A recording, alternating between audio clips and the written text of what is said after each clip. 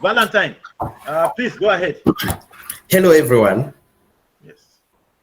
Okay, today, thank you, Dr. Sugun, for the warm introduction about me and YOCOFOBA.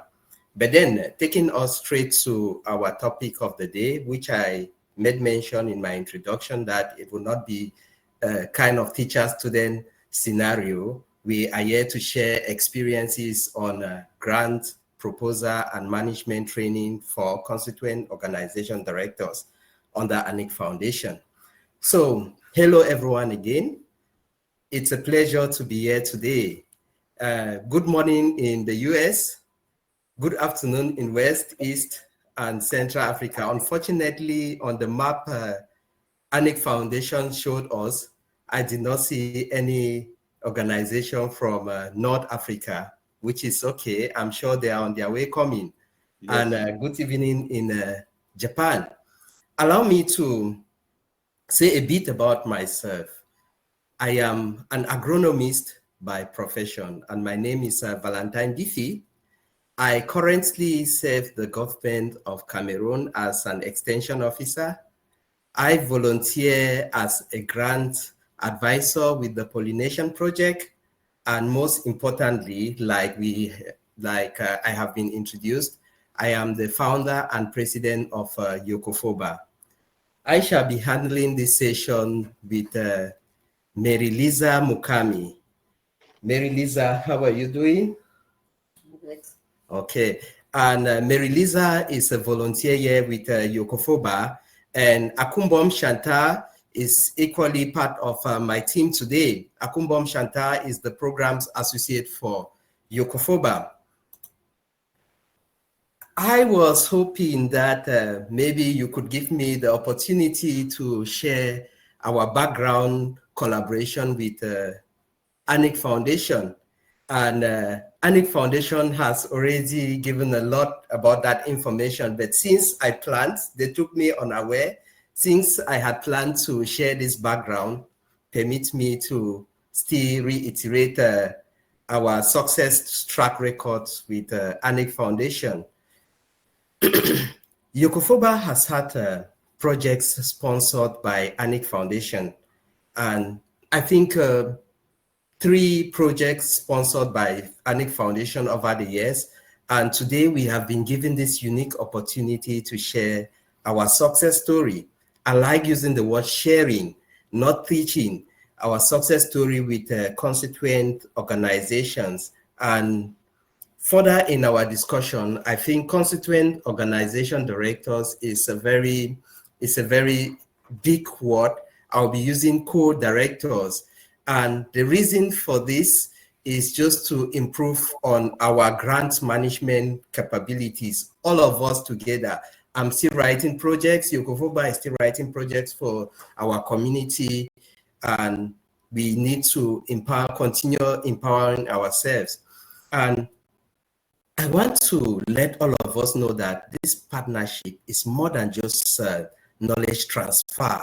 This session, it is about creating a network of support that will drive success across all of our organizations here involved today.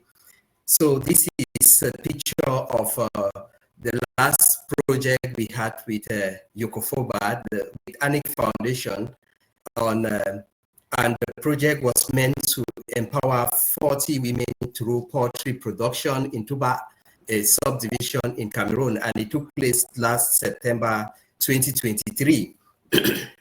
So, what is YOCOFOBA? We have been talking a lot about YOCOFOBA today, and we will be talking about their success story.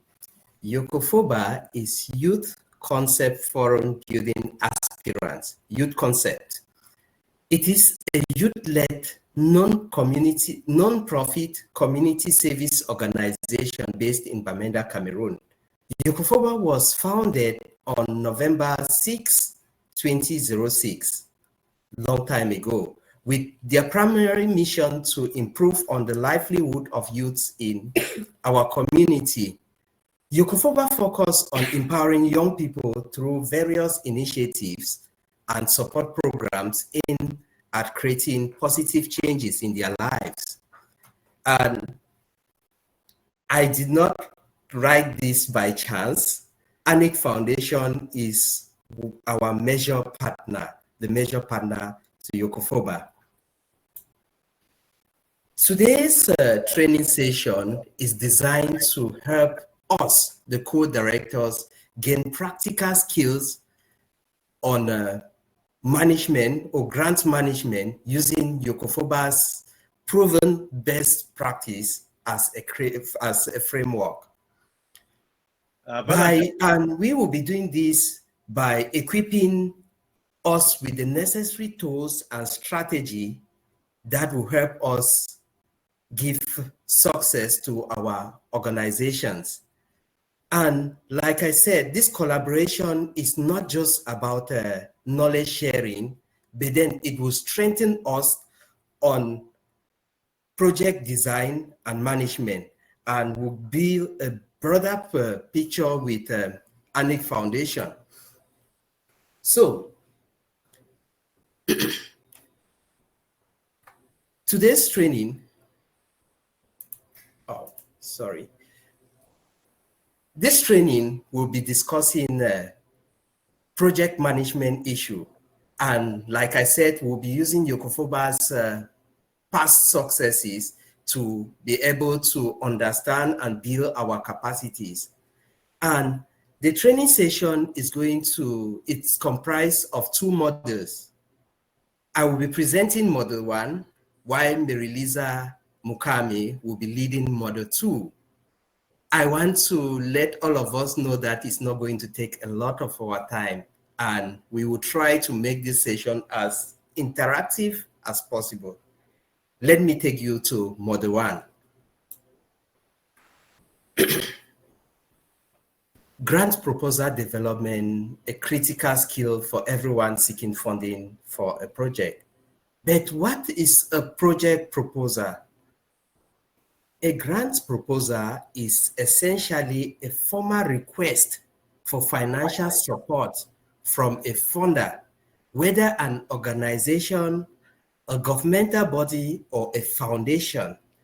Like we are saying, what is a grant proposal? A grant proposal is you asking for support from a funder.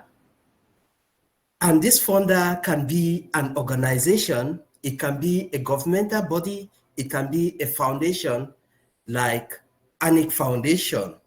And when you are asking for grants, it is important to understand that this funder is an entity, it's an institution that is providing resources necessary to bring a project to life. Funders are not just there. Anike Foundation is not just there. Their aim is to give you support so that you should be able to develop a project and support your community or yourselves. Funders provide financial backing to meet specific needs, and understanding their expectation is key to success. What do I mean by this? You need to go deep to find out about the funder. Why are they giving the support that they are giving?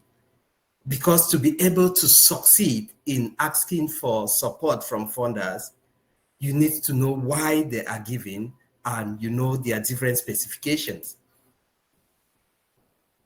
Know your funder. Like, I will still reiterate here that when preparing your grant proposal, it is essential to know your funder inside and outside. Before YOCOFOBA develops a project, we make sure that we go through the website of the funder to be able to understand who they are, when were they created, what projects do they support. Grant proposal development, a critical skill for everyone seeking funding for a project. But what is a project proposal? A grant proposal is essentially a formal request for financial support from a funder, whether an organization, a governmental body, or a foundation. Like we are saying, what is a grant proposal? A grant proposal is you asking for support from a funder. And this funder can be an organization, it can be a governmental body, it can be a foundation like Anike Foundation. And when you are asking for grants, it is important to understand that this funder is an entity, it's an institution that is providing resources necessary to bring a project to life. Funders are not just there. Anike Foundation is not just there. Their aim is to give you support so that you should be able to develop a project and support your community or yourselves. Funders provide financial backing to meet specific needs, and understanding their expectation is key to success. What do I mean by this? You need to go deep to find out about the funder. Why are they giving the support that they are giving? Because to be able to succeed in asking for support from funders, you need to know why they are giving and you know their different specifications. Know your funder. Like I will still reiterate here that when preparing your grant proposal, it is essential to know your funder inside and outside. Before YOCOFOBA develops a project, we make sure that we go through the website of the funder to be able to understand who they are, when were they created, what projects do they support, what do they expect from their applicants. And when you know all of these specifications, then you are set for your funding application. You should be able to tell whether this funder is interested in education, in healthcare, in community development. And when you know what the funder is, when you know the interest of the funder, then you are set to align your proposal with the goals of that funder. Here are a few. Here I want to indicate a few funders that are supporting impactful driven projects across the globe. It is no news. All of us know Anike Foundation based in the USA. I want to explain a bit about Anike Foundation. Anike Foundation is a funder that focuses on empowering African youth and women in particular. They are interested in education, entrepreneurship, and health. At times, Anike Foundation goes beyond their border or their scope of interest to support exceptionally impactful projects. For example, in 2016, Anike Foundation supported a beekeeping project in Kijomkeku, Cameroon. I would like to say a small story about this project. YOCOFOBA was too excited about a beekeeping project in Cameroon, in Kijomkeku, because it was a need, it was a community felt need. So we contacted Anike Foundation. Do you know a funder that can help us support this project? Anike Foundation was like, yes, just send the project, let us see. So Anike Foundation, when they got this project, I am sure they never had a funder for us. But then Anike Foundation was interested in this project, and they called me to say, okay, Valentine, what do you think? If you can reshape this project like this, then we will be able to support you. And I sat with my team and we designed this project, meeting the interest of Anike Foundation, and bam, they supported us. It was a very impactful project. The beneficiaries up to date, whenever they see me, they say thank you to YOCOFOBA and Anike Foundation. Another funder is the Pollination Project. The Pollination Project provides small grants to individuals and organizations working to drive social change, strongly focusing on innovative grassroots solutions. We call them the TPP. They are equally based in the USA. And what about embassies? In all of our countries, we have different embassy structures. And it is worth noting that embassies in different countries, they offer annual self-help grants that support community projects in Africa. So you can always try them. Another powerful funder to know is the Kitchen Table Charity Trust. They are a British-based foundation that provides small grants for health, education, and poverty alleviation in third world countries.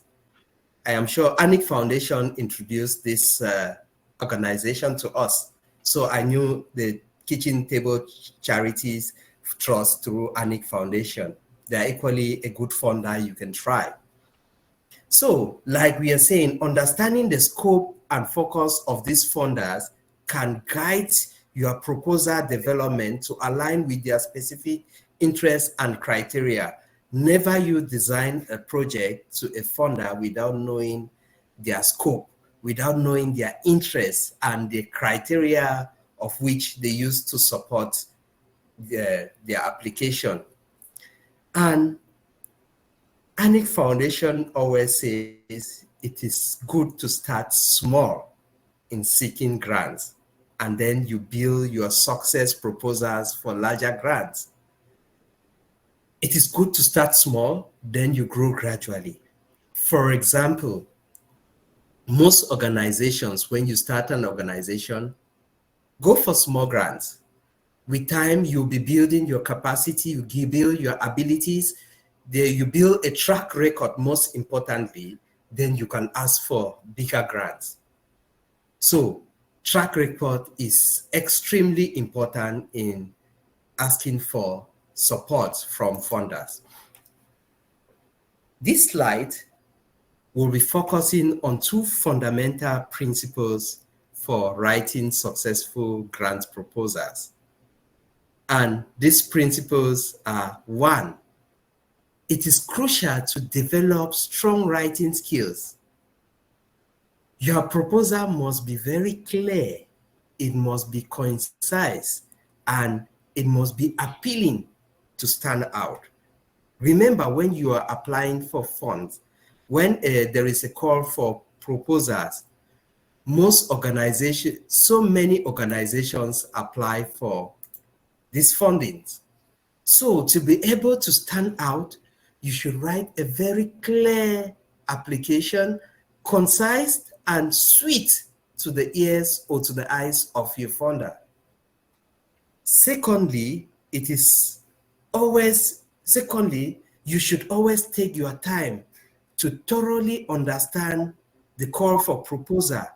This means you should review all the guidelines and you align your project with the funder's goal and requirements.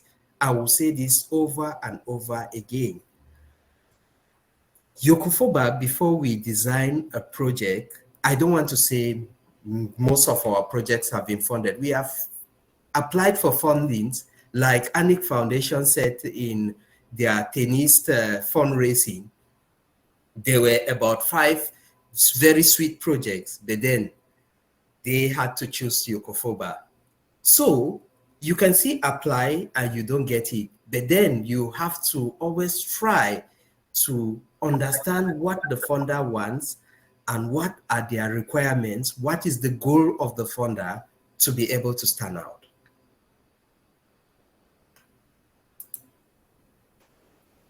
Aligning your project with funder's goal is crucial for securing funding.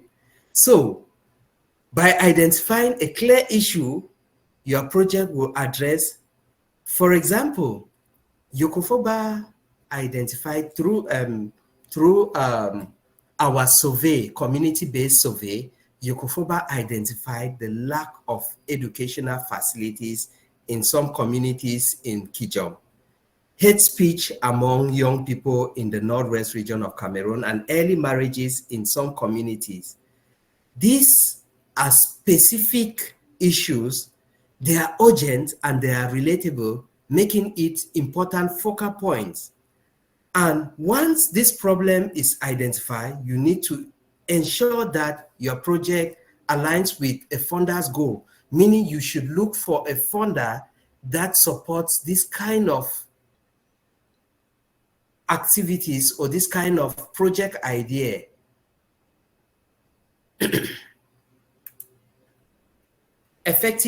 Another very important issue is beneficiary selection. And I will say an effective beneficiary selection begins with clearly identifying who your target beneficiaries are. Whether they are teenage mothers, they are youths, they are women, or they are any specific group. At YOCOFOBA, we prioritize understanding these groups by conducting thorough need assessment within our community. And when we are conducting this need assessment, we use tools like we use surveys, we use interviews in the community, and we even form at times focus group discussions to discuss with community members like what is their problems. So we target the different groups. We can meet youth, we can meet women, we can meet elderly people, we can meet vulnerable people, we can meet orphans.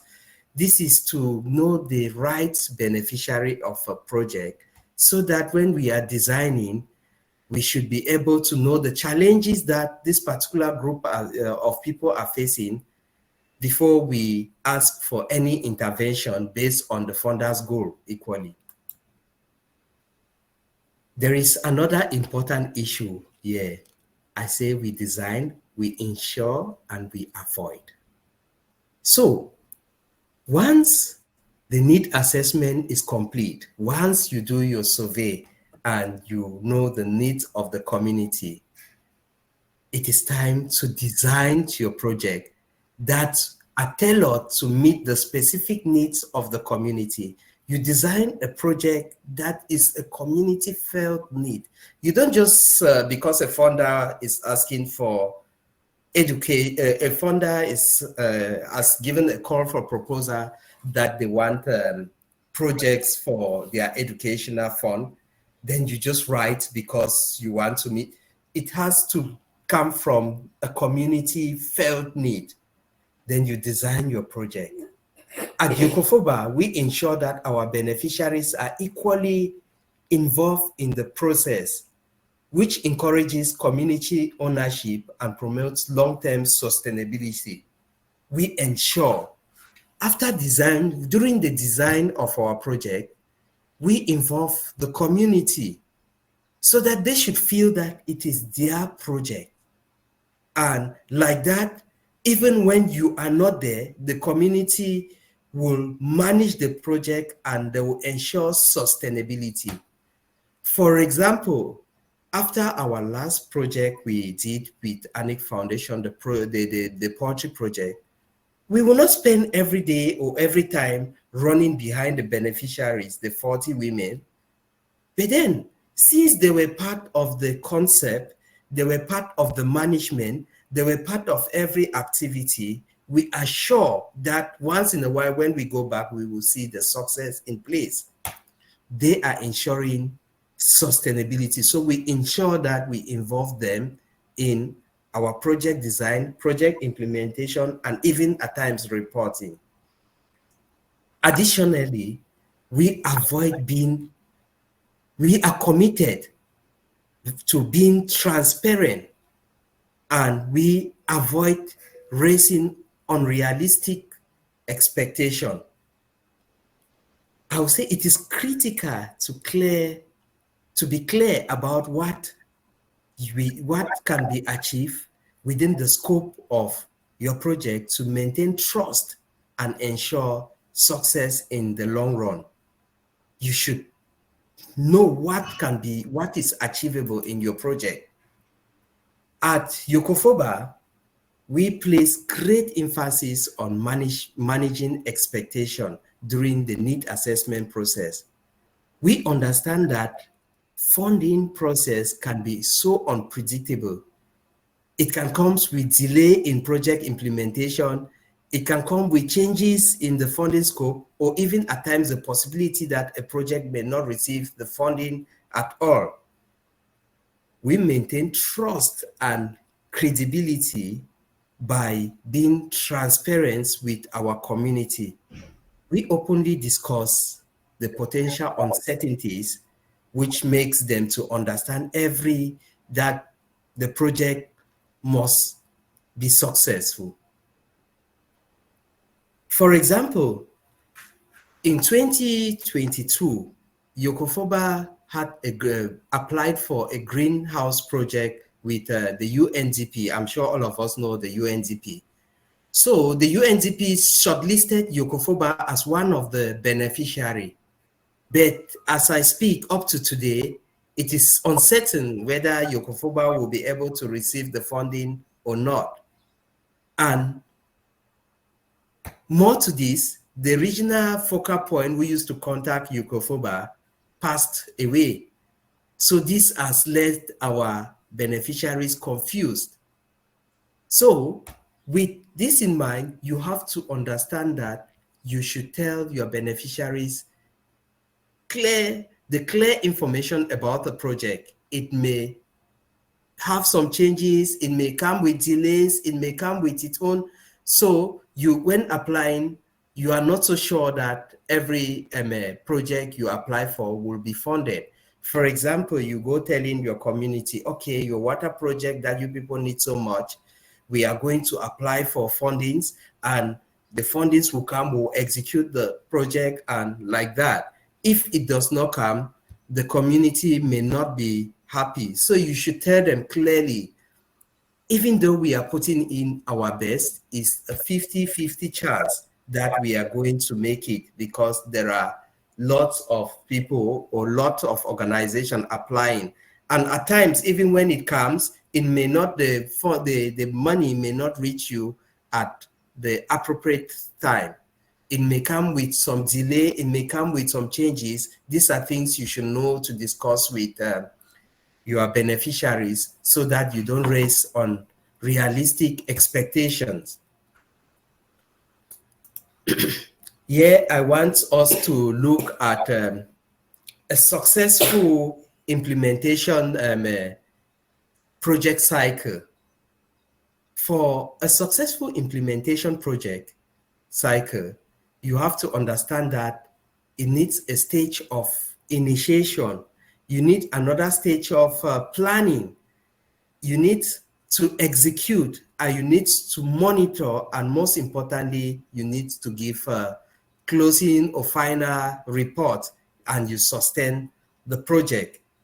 Each of these stages requires that you carefully attend to ensure you carefully give all the attentions the project deserves to ensure a smooth process. Anike Foundation supports its co-directors in identifying potential funders and securing grants. In return, these co-funders are expected to submit timely reports to Anike Foundation as outlined in their partnership agreement. This is what one of the points that Dr. Sigun of Anike Foundation made. Please permit me my pronunciation with Anike Foundation and Anike. It is Anike Foundation, not Anike Foundation. Very good, Valentine. Good correction. Anike Foundation. Yes, it's Anike. Yes. Most often, it is important, very important, to acknowledge the role of Anike Foundation in a project that you get through them in your report. For example, I think just 2 days ago, I have received another alert from Anike Foundation indicating that we could try this. If you are interested, if you think that this project idea, this call for proposal suits your activities, it's from Raymond. Why don't you try it? So if we try, we succeed. In our report, we indicate we got this through Anike Foundation. It is important. And the next point here is timeline. It is crucial to respect timelines. You must set your timeline for each phase to establish a good tracking record. You have to put your timeline in place. And another point is resource allocation. You have to set up a proper resource allocation, and this will ensure that all necessary disbursements are carefully managed by the right persons, and like this, you will meet your project goals. Since we are talking about goals, objectives, and activities, I want to give a small explanation about goals, because in most projects, they will ask you, what is the goal of your project? What are the objectives and what are the activities? I am sorry with there's so many terminologies in our explanation. It is because this is a complete package from project design to implementation to management and sustainability. I am confident that co-directors are very smart persons. We are going to grab what we can grab. And in the future, if there is anything you don't understand, after this training session, which we are going to answer some of your questions, you can always get back to Anike Foundation to get some details. And I think Anike Foundation is not a selfish organization. They will always like to build our capacity when we don't understand something. But then what is a goal? The goal of your project is your peak, the big picture vision. What change you hope to create is your goal. And the objectives, your objectives are those measurable steps that will lead you to your goal. Your goal is the big dream, and objectives are those steps that will lead you to your dream. Then what about activities? In your project, activities are specific actions you will take to meet your objective and ultimately your overall goal. Goal, the big dream, objectives, measurable steps, and activities, those small actions, specific actions that will take you to your objectives and your overall goal. Here I want to give an example of a well-crafted project goal. Please, I know this, like I said, this is too much for us, but then let us open our minds, let us relax and understand. Each one will communicate a desirable long-term change, while also identifying a specific target group and context. These goals are set, or these goals will set the foundation for defining measurable objectives and actionable activities later in our proposal. The first goal here is to improve food security and nutrition amongst 300 impoverished families while promoting environmental conservation in Cameroon. To improve food security and nutrition among 300 impoverished families while promoting environmental preservation in Cameroon. This goal highlights both a social and an environmental factor. Social, we want to improve on food security and nutrition. and environmental focus. Food security is still good for the environment. The second is to improve menstrual health management, school attendance, and academic performance of 100 girls in Kenya. This goal integrates health, it integrates education outcomes for a defined group of persons, 100 girls. And my third goal here is to promote active and democratic participation of 300 youth with disability in decision-making in Tanzania. This goal addresses inclusion, it addresses empowerment and civic engagement. You will accept with me that all of these goals are specific enough to develop a strong objective and activities in the next stage.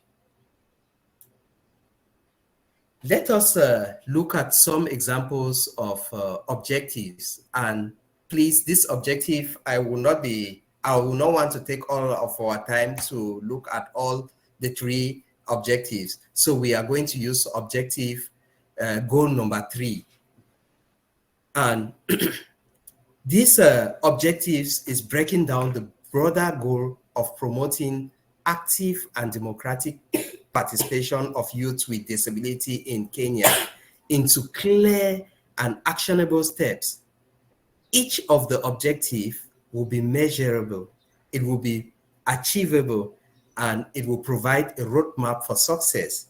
Remember, your objectives have to be measurable, they have to be realistic, achievable, and like that, they will lead you to success. Let's look at the first objective to our goal number 1. Example of the objective: increase awareness and knowledge among youth with disability of their rights and the importance of their participation in democracy and decision-making process. This objective focuses on education and empowerment, like we said. Objective number 2, it will increase the representation of youth with disability in decision-making bodies. And this will address the tangible outcome of ensuring that more youth with disability are included in critical decision-making spaces. Why our last objective here for this goal is to strengthen the collaboration and partnership between youth with disability and other activists and governmental organizations. Here, I'll explain that this will promote networking and alliances that will sustain support and advocacy. Together, all of these objectives aligned with the overall goal, why they make a clear marker for success. Let us look at some examples of activities. And these activities are designed to directly support the project's goal and ultimately the project objective and ultimately the overall goal. Our activities here are practical, they're inclusive, and they're tailored to address both awareness and systemic barriers. Activity number 1, conducting an awareness campaign through sports. Creates a fun and engaging way to bring visibility to the issue and reach a broad audience. Like in YOCOFOBA, some 6-7 years back, we used to use our summer holidays, sporting activities in our communities to sensitize about our activities and about projects and issues in our community. You see that sports is a fun way. When you use sporting activities, you can engage so many people in such an activity. Then another activity is train the trainers advocacy sessions. And it will empower youth or leaders with skills to educate and mobilize others in their communities. For example, Anike Foundation is using us as co-directors. Let's call ourselves trainers. So Anike Foundation wants to take this opportunity to train us to be able to train others or to be able to lead projects, successful projects in our communities. That is train the trainers advocacy sessions. And the last another activity here is establishing a district network of advocacy. We equally have providing information in accessible format, which will ensure that youth with disability have equal access to vital knowledge about elections and civic processes. Remember, all of these are tied to our goal number 3 in the previous slides. And the slides, the overall goal was to empower youths or people with disability in Tanzania. So these activities are tied to that goal. And the very last activity that we identified here was advocating for accessible polling stations that will address a structural barrier that often excludes people with disability from fully participating in democratic processes. We know that, like, in developed countries, let's take Germany, America, and other big countries, they make sure that in every structure, in every activity, they consider people with disability. But in Africa, because of our lack of finances, lack of knowledge, and lack of lots of things, we hardly consider people with disabilities. So this activity is advocating for access to polling stations for people with this kind of problems. And we will see that all of these activities contributes to making democratic participation more inclusive, more informed, and effective for youth with disability. Now, I would like to talk about monitoring and evaluation. And with monitoring and evaluation, M&E, it is essential for tracking progress and measuring the impact of your project. Meaning an effective monitoring and evaluation will be able to track your process, your project progress, and will be able to measure the impact of your project.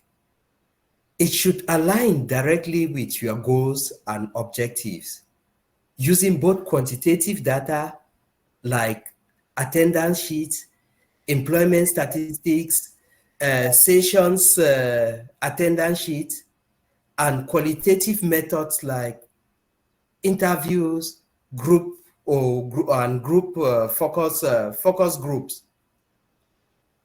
Then it is equally important to always budget for M&E in activities from the start of your project to ensure proper implementation and accountability.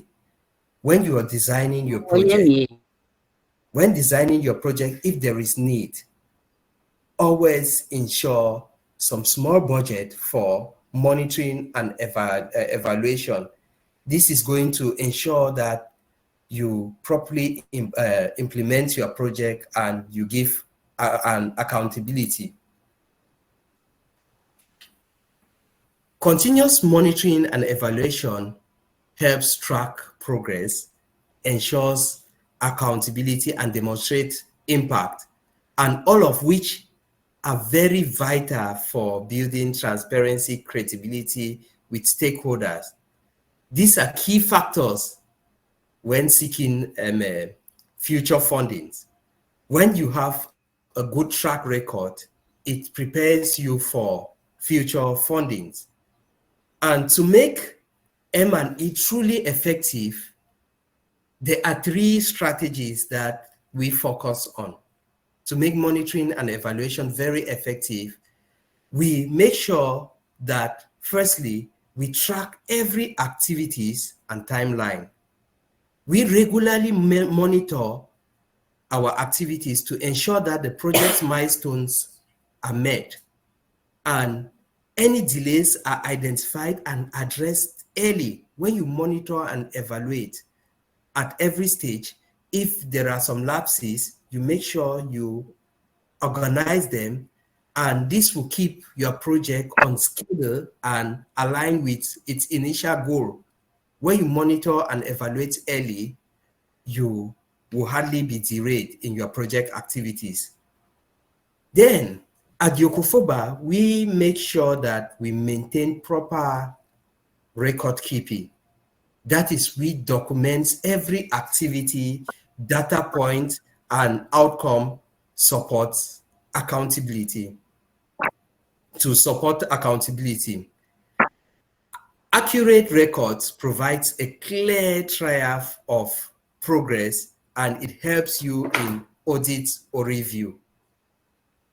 Remember, some funders will always ask for audited records, your financial records, your ledger, so you should make sure you keep proper records of every activity you carry on. We also ensure that we give a clear and transparent report to stakeholders and even to our beneficiary. So together with all this, they form the foundation of a good or a strong M&E approach that supports both day-to-day management and the long-term impact assessment. I want us to look at effective financial management. Effective financial management is at the heart of ensuring a project success. It is critical to follow best practices that will help maintain accountability, transparency, and trust with funders. Effective financial management. First, it is good to avoid misappropriation by ensuring that all expenditures align with the original budget and project plan. Staying within your budget limit is key indicator for a project success. Next, it is very important to assign responsibilities. Always designate individuals, like in YOCOFOBA, we have financial associate. I think one of our attendants, one of our participants from YOCOFOBA here said she is the financial secretary. We have financial secretaries or financial associates. It is good to manage to assign managers or secretaries to manage your project's finances. And it is equally important, like I said before, to keep records. You keep your records either in receipts, in ledgers, or you document that will, like documentation of every expenditure. This will help you at the level of audits. If you have future audits, with all these documents in place, you can easily give a clean and clear record.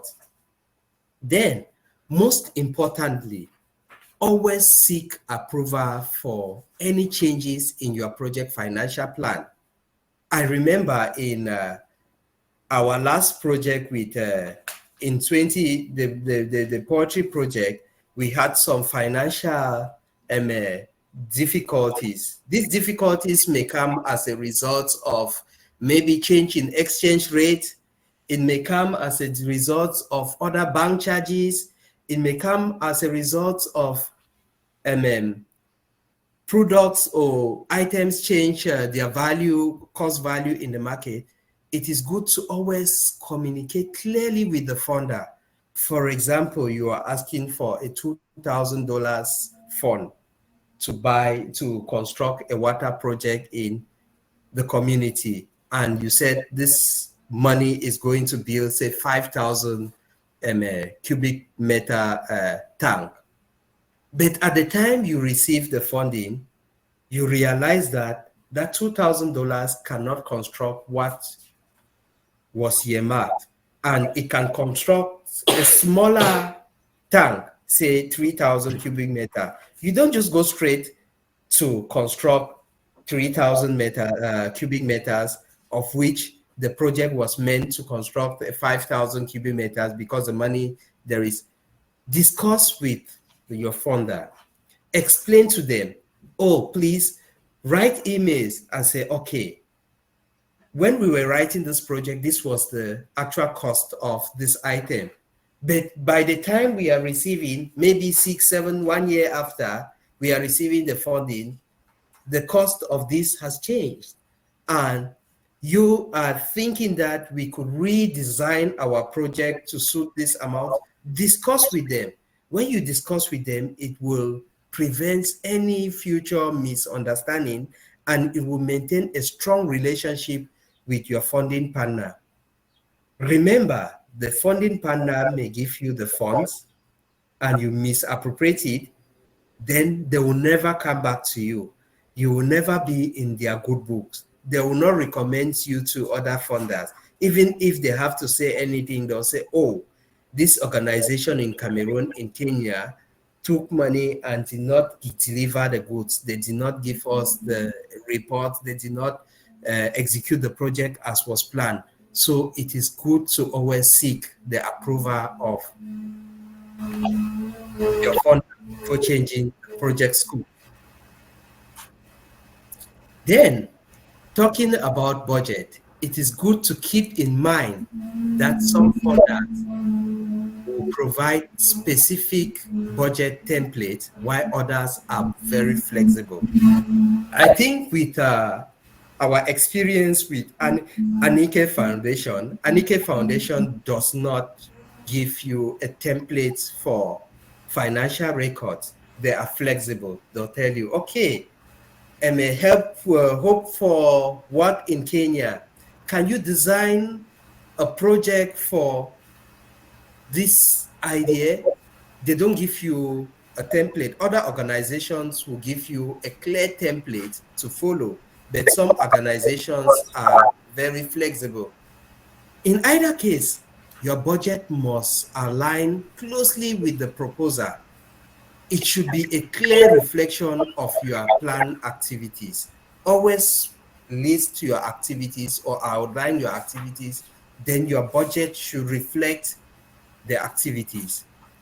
Some funders equally expect receipts or quotes for all budget items. So be prepared to invest time in gathering supporting documents during your proposal process or your implementation process. Some of them will expect that before you are applying on the application, you should meet maybe suppliers or vendors. You come up with quotation to say, okay, this thing will cost this. This item is going to cost this. So that when they are giving their funds, they are sure that it is going to meet what you expected. So you should be ready to invest in getting this kind of documents. In the following slide, I would like to compare an example of a weak budget and that of a strong budget. Please, this is very important. This is an example of a weak budget. Let us look at this budget closely, please. Here, item number 1, we have supplies, $600. We have travel, $200. We have trainer, $150. And we have miscellaneous, $50. This budget lacks details to evaluate whether the funds are being used effectively. For instance, categories like supplies, travels are too vague. There is no breakdown of quantities, cost, or what exactly the project will be purchasing. This makes it hard to determine the alignment with your project goals or assess cost efficiency. Moreover, this budget does not reflect any effort to leverage or to use community resources. You see, at times hiring an outside trainer, for example, may not be necessary if you have qualified local experts to volunteer and give their support. For example, I think that Anike Foundation could co-opt somebody, could hire a firm or an expert in project design and management to run this session for all of us. But then they decided to use YOCOFOBA as, let's say, an internal person to share their experience with all of us, to be able to build our experiences together. So you see, this will reduce costs and it is going to strengthen local capacity, and it will be sustainable. For example, I and YOCOFOBA, we never knew we could share a session like this. But just because Anike Foundation gave us the opportunity, I want to bet you all that we have learned a lot in this process. Had it been Anike Foundation has co-opted an external firm and paid them and used money to pay them to come and empower us, it will not strengthen the capacity of YOCOFOBA, and it will not give us, the co-directors, first-hand information, because what we are giving today is what we have experienced. We have built our capacity by doing or running projects, writing projects, and today that is why we are giving this training. This is an example of a strong project budget. It is extracted from our recent project with Anike Foundation. And I want us to take a close look at the budget items. And here I will make mention that Anike Foundation was very flexible. They did not give us a template to follow. So it was tricky. And in our budget, we indicated 100 3-week-old chicks at $4 equal to $400. Please, this is just an example, but then it's reflecting what we had as our project budget. We had 40 bags of chicken feed at $10 per bag, equal to $400. We had 3 doses of vaccines at $5 each, equal to $15. We had medication at $20, equal to $20. We transported the chicks at $10, and the total is $845. Each of these items is itemized with quantities and unit costs, and it makes it easy to understand how the funds will be used. Every cost directly supports the project objectives. And importantly, the project also reflects, our project budget reflected community contribution. Items like training space, trainers, refreshment were provided in kind, showing thoughtfulness, use of resources, and community involvement. Please, I hope we have had a wonderful time going through Module 1, and we will be moving to Module 2. And I will be passing over the floor to Mary Lisa to give us some insights on Module 2. But then, before Mary Lisa takes the floor, I want us to have a look at a video report we sent to Anike Foundation. We sent this video report to Anike Foundation. It is going to pave the way into communication and reporting in our next module. So please enjoy. In collaboration with Anike Foundation, YOCOFOBA conducted a survey within the Tuba locality. The data collected within the survey will identify 40 single mothers aged 17 to 30 to participate in a poultry project. For over 2 days, the 40 women will be trained and educated on poultry farming.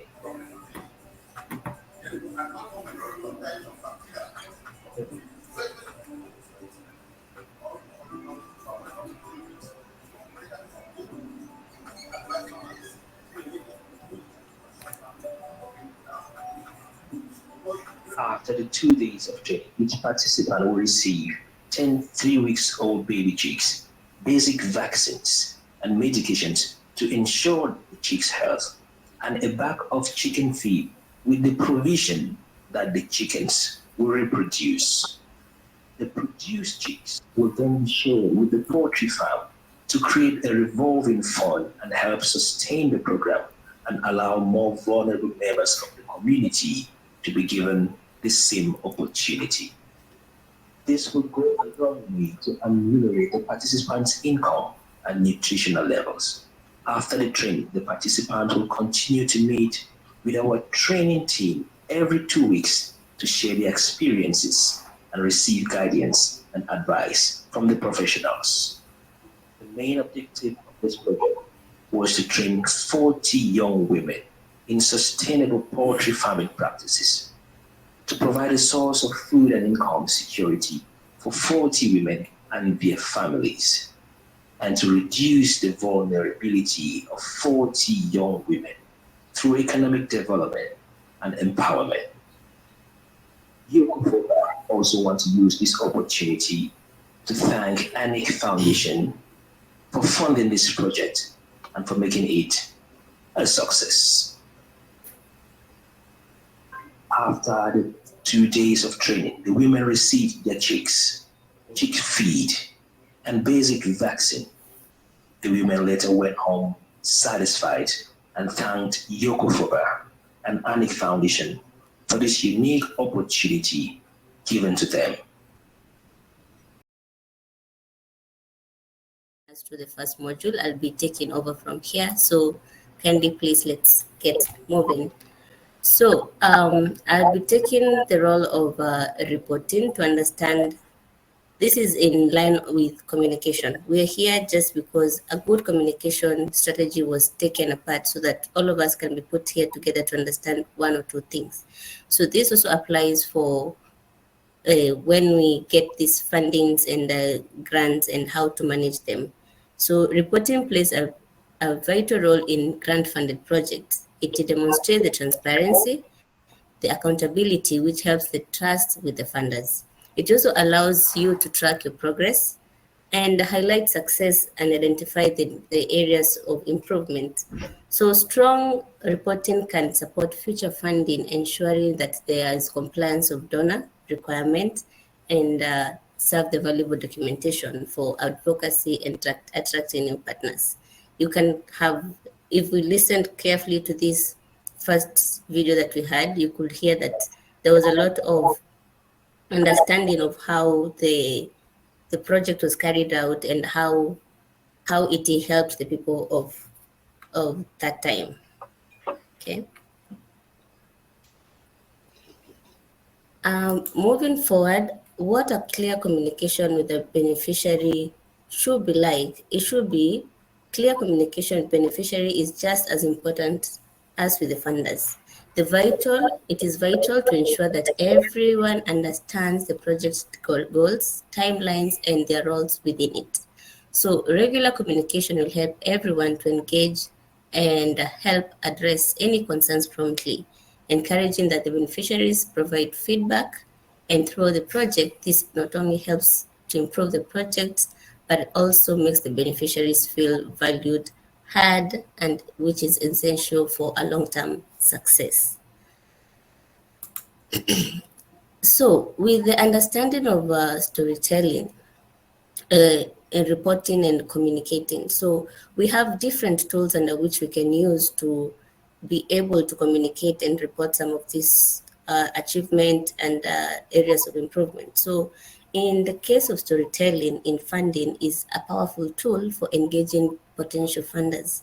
It's not just about dry statistics or formal proposals. Storytelling present your project as a narrative that connects emotionally with the funders and also the beneficiaries. Unlike the traditional grant application that can be formal and lengthy, storytelling is short, simple, persuasive, making your message not only heard but also remembered. Funders are more likely to back projects that tell a compelling story, something that resonates with personal feels. Well, this why mastering storytelling is essential for gaining financial support. You understand from the reference of just the video that you just watched, it was through the understanding of how every member feels in these terms, this is the beneficiaries, that allows us to understand how to engage further with funders in the future, in the event that we get to understand the emotion that comes with the people that get to get the benefits of some of this funding. Another tool will be testimonials. We understand that the people that get to benefit from some of these fundings, they have what their take-home messages are like. So if you were to listen to a student, for example, Yebe from Liberia, at one point was very happy to talk about friends in their community and encouraging them to reject child marriage and focus on education. So these real-life testimonials highlight personal impacts of well-executed projects. Yembe's stories show how community education can lead to social change, while someone like Elizabeth from Cameroon experience reflects how practical skills can improve livelihoods. Testimonials like this are powerful tools for reporting, advocacy, and demonstrating human value behind the project's outcomes. So we have an example. We do have an example of one of a storytelling feature that was done by YOCOFOBA. So please sit back and get to have a feel of how storytelling works. Violence communication, the way forward for peace in Manila. Public Relations Officer for YOCOFOBA. What do you have to say about this project? Project is all about peace in our community, society, and the aspect of peace that we wish to target is violent communication. We narrow it down to hate speech from our daily interactions and from research work that we have had. It shows that violent conflicts result from hate speech. Hate speech is on the rise in our community, both online and offline. And so this project aims to target this phenomenon that is rampant in our society, resulting in conflicts, both at the level of individuals at home and the society as a whole. A member of the project management team and the program associate for YOCOFOBA. Can you tell us about the different activities of the project, non-violence communication, the way forward for peace in Bangladesh? We are going to carry out this project in 3 main activities. The first is the 2-day training workshop, which will take place in May 2019. This workshop is out to train some 30 volunteers and influencers who have been identified, who are going to act like agents, actors against this aspect of hate speech. And then secondly, we are going to have a 1 month radio campaign. This radio campaign is going to be very interactive, where we can share and discuss ideas with the general public on how we can combat this situation of hate speech.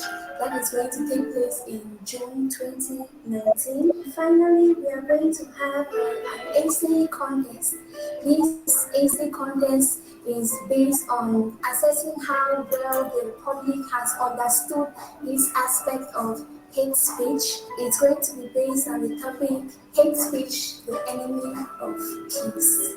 How are you going to blend YOCOFOBA's values and the politicians project? Our values are equity, transparency, accountability. The values of the pollination project are environmental sustainability, and they don't want to hurt animal life. I think that we are going to respect the principles of vegetarian, not to hurt animal lives, and environmental standards.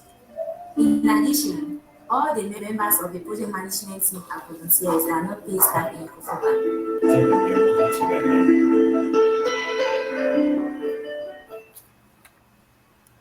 Okay, if we listen carefully to this form of storytelling, it answers the when, the where, the how, and this is a very good way of even getting to internalize some of our projects in detail.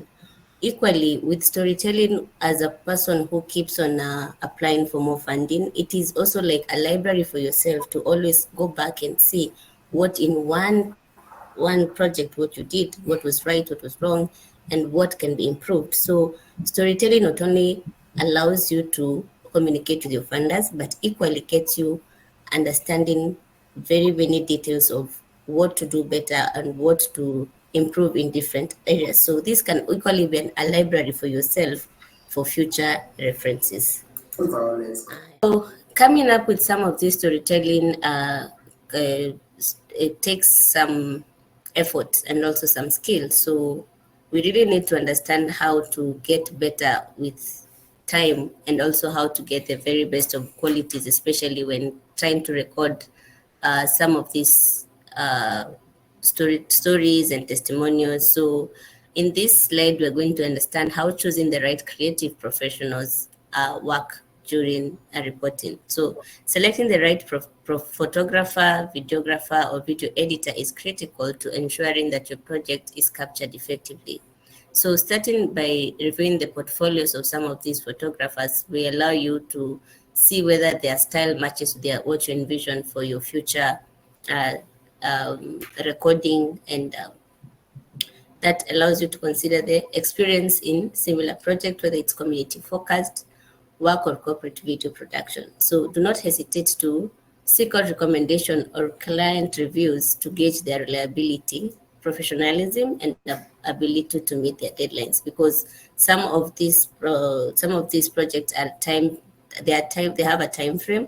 So if you really need to work with a good professional, this person has to be able to meet the deadlines that allows you to compile all the work that you've undertaken during a certain project's period and be able to give you the very best of it. And due to some of these challenges, where you find sometimes some of these people might not be very reliable, it is also encouraged that within the groups, we can have people that develop these personal skills of photography and video editing. So this allows you to, it equally becomes cost effective because you really don't have to hire other people. The same way we could see that with this training right now, and in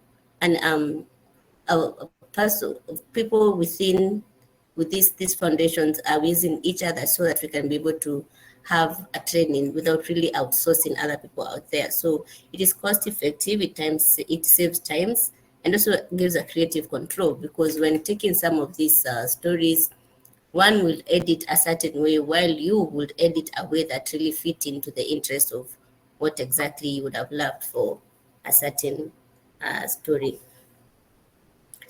So equally enhancing project visibility and impact on social media and online platforms. We're in an era whereby social media is a very good tool of ensuring that everything that you do and the impact that it has can be seen by the people of the public.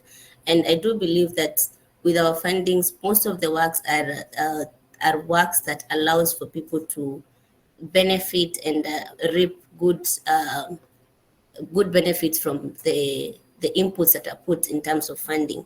So having a wider reach of the people that get to know the work that we do is usually a good way of ensuring that the beneficiaries get to understand that there are people who really mind them and mind the issues that are the issues that get to impact most of our vulnerable people, especially in our developing countries.